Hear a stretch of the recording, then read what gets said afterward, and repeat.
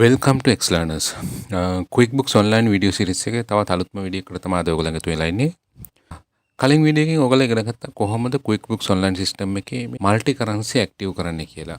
ඔයගොල්ලෝ මේ වීඩියෝ එක බලලා මල්ටි කරන්සි ඇක්ටිව් කරගත්තා නම් මෙතන මේ settings කියන wheel එකේ මේ your company එකේ මේ accounts and setting කියන tab එකේ මල්ටි කරන්සි තියෙන තැන. ඒ කියන්නේ advanced කියන එකට ගිහිල්ලා අපි මේ currency කියන field එකට ගියාම මෙතන home currency කියන තැන ශ්‍රී ලංකා rupees කියලා තියෙයි. ඊට පස්සේ multi currency කියන එක on කියලා manage currencies කියලා මේ විදිහේ බටන් එකක් එයි.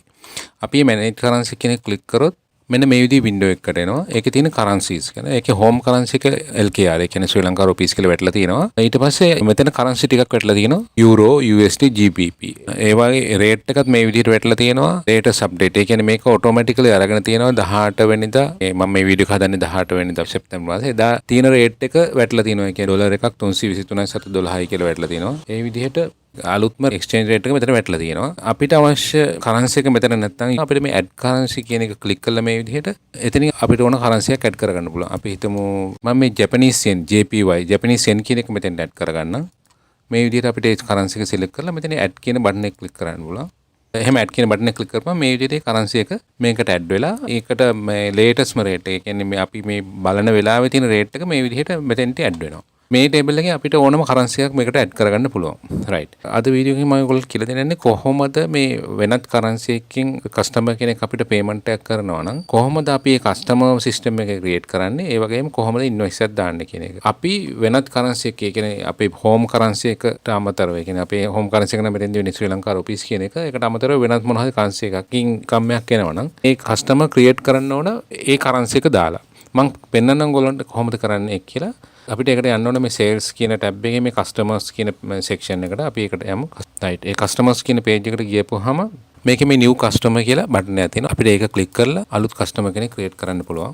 right. ඔයගලන්ට පේනවා ඇති මෙතෙන්දී දැන් උඩම තියෙනවා currency එක දෙන්න. දැන් අපි කලින් create කරලා තියෙන ඔක්කොම customersලා ශ්‍රී ලංකා rupees. ඒ කියන්නේ home currency එකෙන් තමයි අපි create කරලා තියෙන්නේ. දැන් අපි create කරන්න යන්නේ වෙනත් currency එකකින්. අපි හිතමු US dollars කියලා. අපි එතකොට මෙතන ගිහිල්ලා මේක ක්ලික් කරලා මේ USD කියන එක ක්ලික් කරන්න ඕන. එතකොට මේ විදිහේ මැසේජ් එකක් එනවා. එතෙන්ද කියන්නේ currency can't be changed. After you save this customer you can't change their currency. මේ කස්ටමර්ව හදලා සේව් කරපුවාන් පස්සේ මේකේ currency එක ආයෙ වෙනස් කරන්න බෑ කියලා කියනවා. අපිට මේ කස්ටමර්ට වෙන currency එකක් දාන්න බෑ කියලා කියනවා. මම මේක rotate කියන ක්ලික් කරන්න. right. අපි දැන් currency එක select කරා. ඊට පස්සේ අපිට සාමාන්‍ය customer කෙනෙක් create කරන විදිහට details මේකේ create කරන්න තියෙනවා. right. මම මේ මොකුත් details දෙන්නේ නැහැ. ඔයගොල්ලන් දන්නවා මේවට දෙන්න ඕන මොනවද කියලා. customer name එක, company name එක, email address එක, යාගේ billing address මේ හැමදේම columns වල දෙන්න. මම customer නම විතරක් දෙන්න. මම මෙතෙන් දුන්න USD customer 1 කියලා. ඔයගොල්ලන් කියලා දෙන්න ලේසි වෙන්න තමයි මේ විදිහ නමක් දැම්මේ. right. මම මේ විදිහ USD customer 1 කියලා දාලා මෙතන save කරගන්නවා. save button එකෙන් මේ customer save කරගන්නවා. දැන් අපි මේ customers කියන list එකට ගිහින් බලපුවාම මේ විදිහට USD customer 1 කියලා customer කෙනෙක් create වෙලා තියෙනවා. right. අපි බලමු කොහොමද මේ කස්ටමර්ට ඉන්වොයිස් එකක් දාන්නේ කියලා. අපිට ඉන්වොයිස් එකක් දාන්න යන්න පුළුවන් ක්‍රම කීපයක් තියෙනවා. දැන් විස්තර කරන්න යන්නේ නැහැ මොනවද කියලා. නමුත් මෙතනමත් තියෙනවා අපිට මේ කස්ටමර් ඉස්සරහින් ගියාම create invoice කියලා බටන් එකක් තියෙනවා. අපිට ඒක ක්ලික් කරලත් මේ කස්ටමර්ට ඉන්වොයිස් එකක් දාන්න පුළුවන්. මම මේ create invoice කියන බටන් එක ක්ලික් කරා.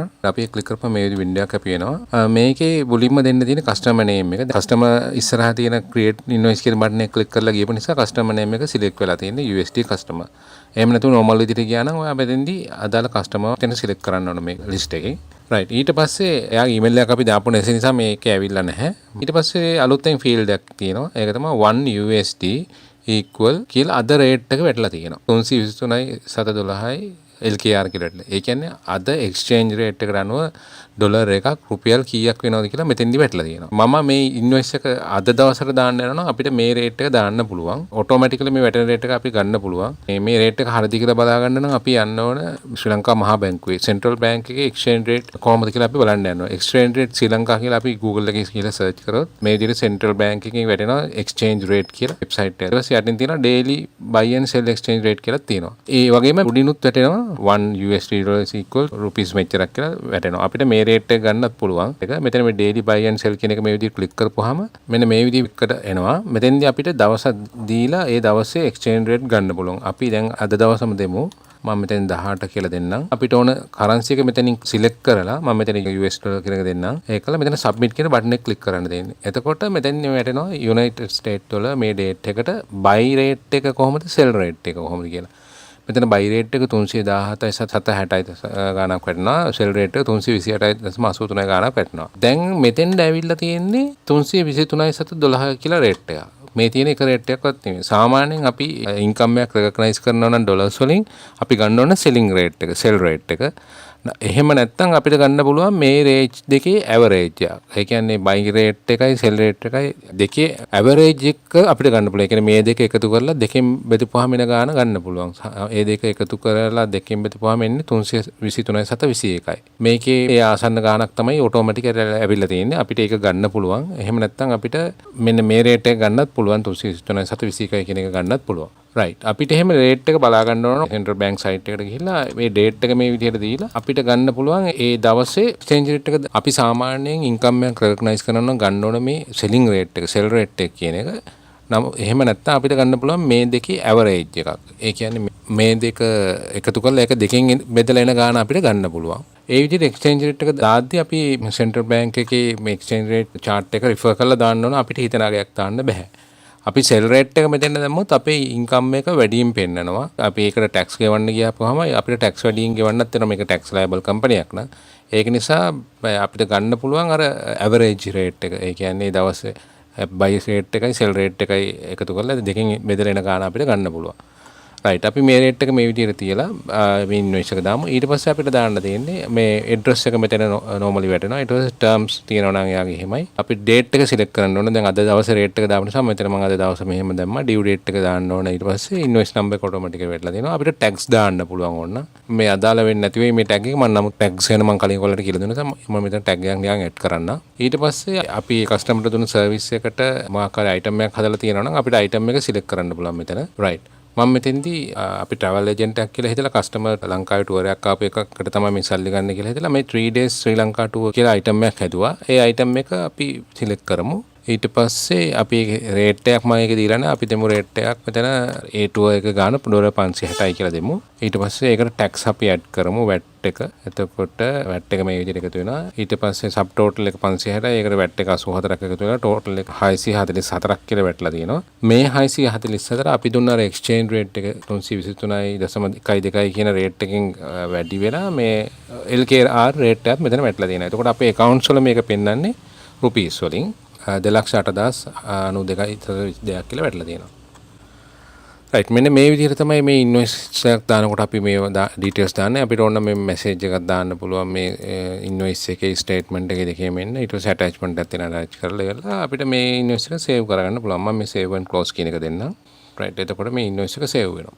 රයිට්. ඊට පස්සේ අපි මේ all sales කියන page එකේ ගිහිල්ලා බලපුවාම අපිට බලා ගන්න පුළුවන් මේ USD customer 1 කියන එකට මේ විදිහ අපි invoice number 152 කියන එක දැම්මා. මේ විදිහට ඒ invoice එක අපි වෙනවා. මේක accounts වලට කොහොමද ගිහිල්ලා තියෙන්නේ කියලා අපි බලමු. ඒකට අපි accounting වලට ගිහිල්ලා chart of accounts වලට යන්න ඕන. services කියන income account එකට ගිහිල්ලා බලමු කොහොමද ඒක ඇවිල්ලා තියෙන්නේ කියලා. අපි මේ තියෙන services කියන income account එක අපි ඒකේ report එක run කරොත් මේ invoice number 152 කියන එක මේ විදිහට credit පැත්තේ වැටලා තියෙනවා 1,80,000ක්. මෙතන වැටෙන්නේ VAT එක නැතුව. ඒ කියන්නේ $560 අර කියන exchange rate එක වැඩි වෙලා තමයි මෙතන වැටලා තියෙන්නේ. ඊට පස්සේ අපි බලමු account receivable වල කොහොමද තියෙන්නේ කියලා. chart of accounts වලට යමු. මේක අපි find කරලා බලමු account receivable කියලා. right. account receivable කියලා අපි find කරපුවාම account receivable accounts දෙකක් තියෙනවා. එකක් තමයි LKR වලින් තියෙන account receivable account එක. අනිත් එක USD වලින් තියෙන account receivable. මේ අපි customers ලා create කරනකොට account receivable account එක automatically හැදෙනවා. ඒ currency එක අනුව වෙන වෙනම accounts එක හැදෙනවා ඒ වගේ. අපි ඉස්සෙල්ලා ශ්‍රී ලංකන් rupees වලින් තමයි customers ලා දාලා හිටියේ. ඒකට account receivable එක හැදිලා තියෙනවා. ඊට පස්සේ USD එකට මේ විදිහ account receivable USD කියලා automatically මේක හැදිලා තියෙනවා. අපි ඒකේ account history කියන එක click කරොත් මේ විදිහට $644ක් කියලා. $644 වෙන්නේ $560යි. ඒකට VAT එක එකතු වෙලා $644ක් නවා. ඒක charge පැත්තේ. ඒ කියන්නේ මේ receivable පැත්තේ වැටලා තියෙනවා. මෙතෙන්දී වෙනවා debit පැත්තේ තමයි වැටලා තියෙන්නේ. මෙතන මේ credit කියලා කියන්නේ debit credit කියන එක නෙවෙයි. මේ charge නැත්තම් credit. එයාගෙන් ගන්න ගාන කියන එක තමයි මෙතන තියෙන්නේ. payments පැත්තේ නෙවෙයි අනිත් පැත්තේ වැටලා තියෙනවා. ඒ කියන්නේ debit පැත්තේ වැටලා තියෙනවා. service income account එකේ credit පැත්තේ වැටලා තිබ්බා. මේකේ debit පැත්තේ වැටලා තියෙනවා. service income account එකේ වැටලා තිබ්බේ $560ක් විතරයි. මේකේ $644ම වැටලා තියෙනවා. එතකොට balance එකක් තියෙනවා VAT එක. මේ VAT එක යන්න ඕන VAT payable account එකට. අපි බලමු VAT payable account එකට ගිහලා කොහොමද ඒක වැටලා තියෙන්නේ කියලා.